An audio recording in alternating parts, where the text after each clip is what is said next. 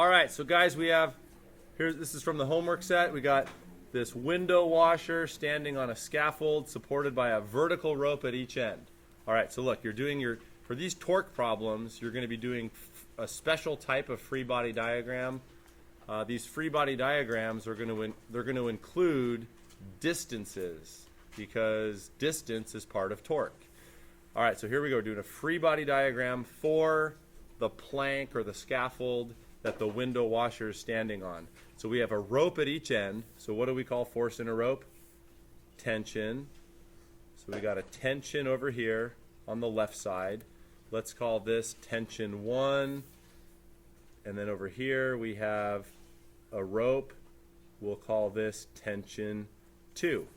Okay, for perfectly uniform objects that are the same from end to end, where are we going to draw the weight of this beam here? Where do you draw the weight of a perfectly uniform object, like a ruler or a board or a scaffold like this? Where do you put mg? Directly in the middle. Okay, so this is the weight of this scaffold. The scaffold weighs 200 newtons. So we got 200 newtons down. Okay, and then we have a 700 Newton worker standing 1 meter from one end. Okay, so let's put him on this side. So that'll be about, so the whole thing is 3 meters, so he's like around here. So this guy is standing there, and he weighs 700 newtons. Now look, a very common question, I've heard this 100 times. Kids will be like, Spaldo, shouldn't there be a normal force? Isn't there a normal force on the guy? Yeah, but what are we doing the free body diagram? Are we doing a free body diagram for the guy or for the plank? For the plank. So don't show the normal force. That's a force acting on the guy. The guy is simply a force on this scaffold here. Does that make sense? We're only showing the forces acting on that scaffold that the guy is standing on. The guy is simply a force on the scaffold. Okay? Now, we have to put our distances in now. When you have a torque problem, distances are very important. Now, where do distances get measured from? When you're doing torque problems, where do we measure distances from? From the axis. Now, you look at this problem, is there a point that stands out as an obvious axis? No. Like in my lecture yesterday, I gave you guys a seesaw problem, right? There was a seesaw with a kid on one side and a kid on the other side. Does that have an obvious axis?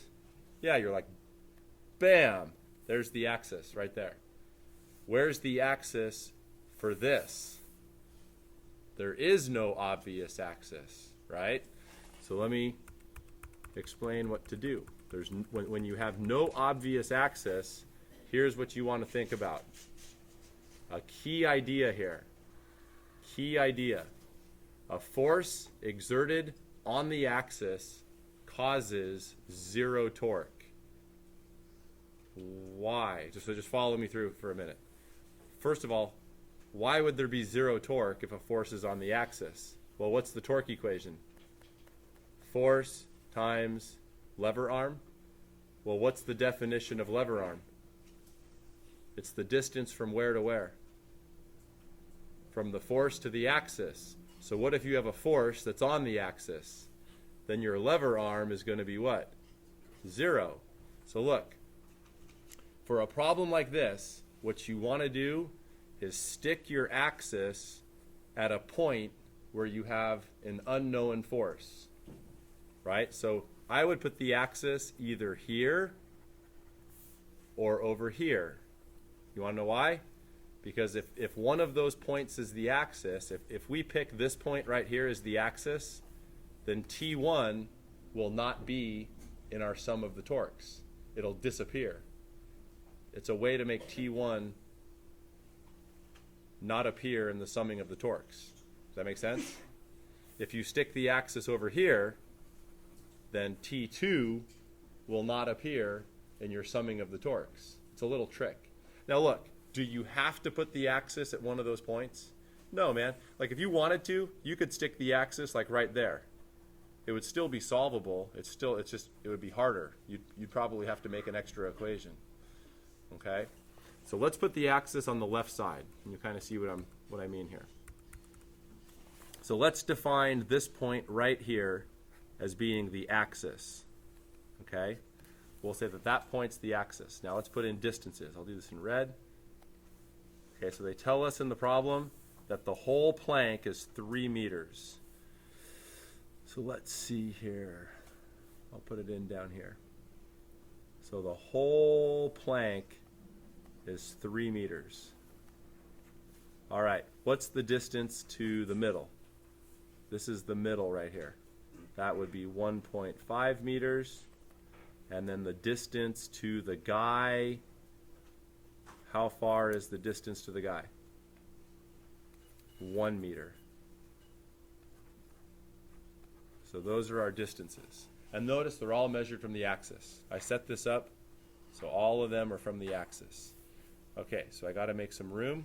So I'm going to delete this up here. All right, so how many unknowns do we have, guys? In this problem, what are they asking us to find? We're solving for T1 and T2. So we have 2 unknowns, right? T1 is a question mark. T2 is a question mark. If you have 2 unknowns, how many equations must you have? 2. Could we write 2 equations for this situation? We could. First thing, let's sum the forces. Okay, summing the forces is easy. You've been doing it a long time. Okay, summing the forces. Here's what you would do. T1 plus T2 minus 700 minus 200 equals MA, right? The sum of the forces always equals MA. Is this plank accelerating? Nope. So we can just set it equal to 0. There's one equation. Okay. How can we get another equation? Summing. Somebody say it. Torque. We're going to torque it up. Ready? Now, sign convention for torque. Is it going to be up, plus, down, minus? It's clockwise, counterclockwise. So to determine clockwise, counterclockwise, you got to be aware of where your axis is. Here's the axis, guys, right here. What is T2 doing? Is T2 pulling on the scaffold clockwise or counterclockwise? Counterclockwise. And then these 2 forces are pulling clockwise. Okay? Now, should we say clockwise is plus or counterclockwise is plus? Doesn't matter. Let's say that clockwise is plus. Okay? So we're going to say that these guys are plus, and then counterclockwise is minus. Okay, so starting with this 700. Now keep in mind, what's the torque equation? Torque is force times distance. What has to be true about force and distance? They must be perpendicular. So let's see if they are. Ready? Let's just check them out.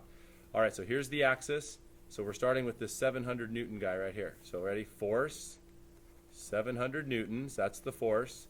Now what's the perpendicular distance from the axis to that force? So look at, from axis over to the 700 newtons, right there.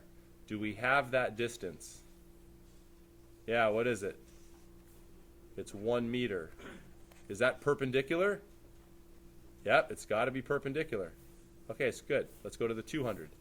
So plus 200. Okay, do we have the distance to that 200? From the axis. You always measure distances from the axis. Do we have that distance? Yep, 1.5, right? Is that perpendicular?